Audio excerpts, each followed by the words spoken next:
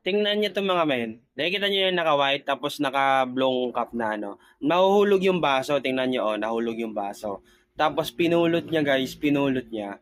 Tapos binalik niya dun sa taas. Tapos kumuha siya ng isa pang baso. Tapos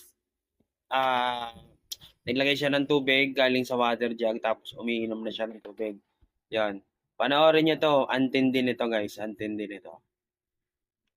Teka lang ha, wag muna mag-scroll ha, panoorin nyo.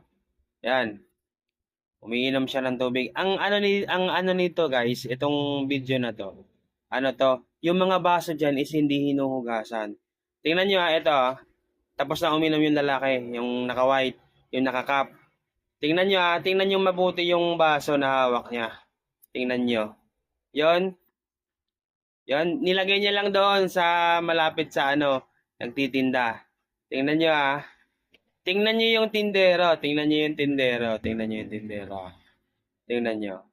Up, kinuha niya yung baso, tapos sabay balik. Ang lupit, no? Imagine ilan tao yung mga umiinom, hindi kahit nga punasan hindi eh. Hindi inuugasan. Oh, di ba? Oh, ito pa. Tingnan yung mabuti. Ito another video, yan nakikita niyo yung lalaking umiinom sa gilid, yung may basong green. Yan nakikita niyo yan, basong green. Tingnan nyo ah. Tapos, ibabalik niya yan doon sa lagayan. Ibabalik. Oh.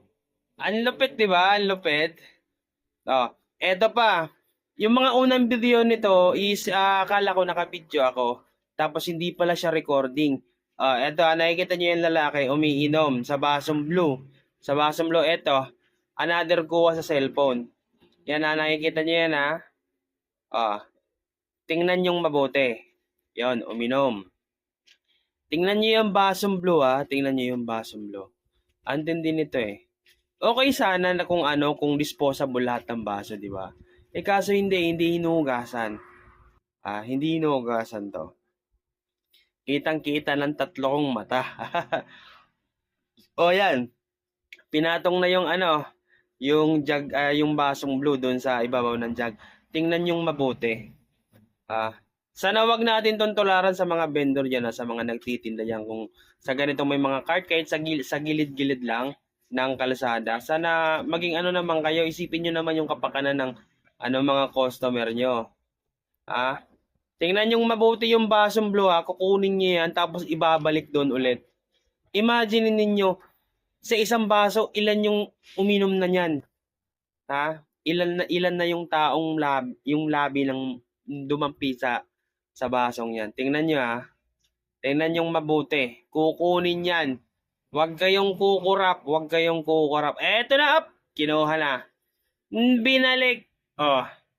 Imagine mo ilang tao yung umiinom dyan.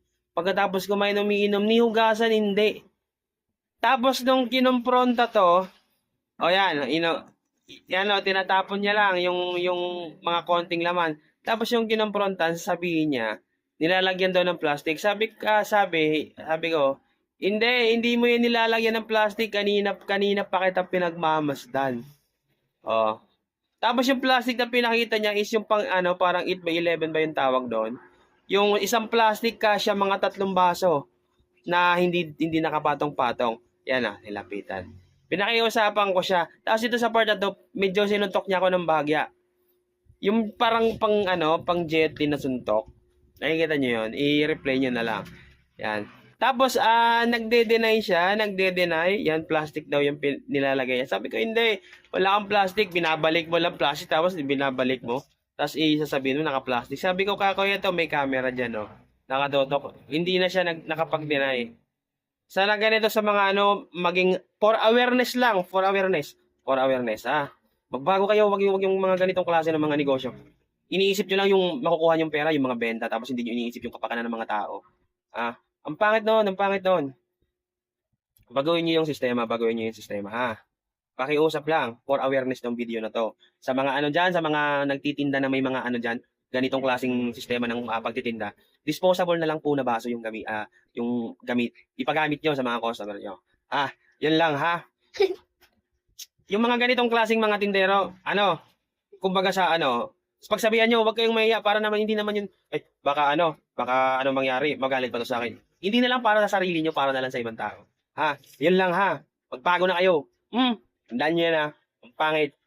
Isipin mo, ilang labi yung, ito yung bibig ng baso, tapos may iinom na naman. Ang pangit doon.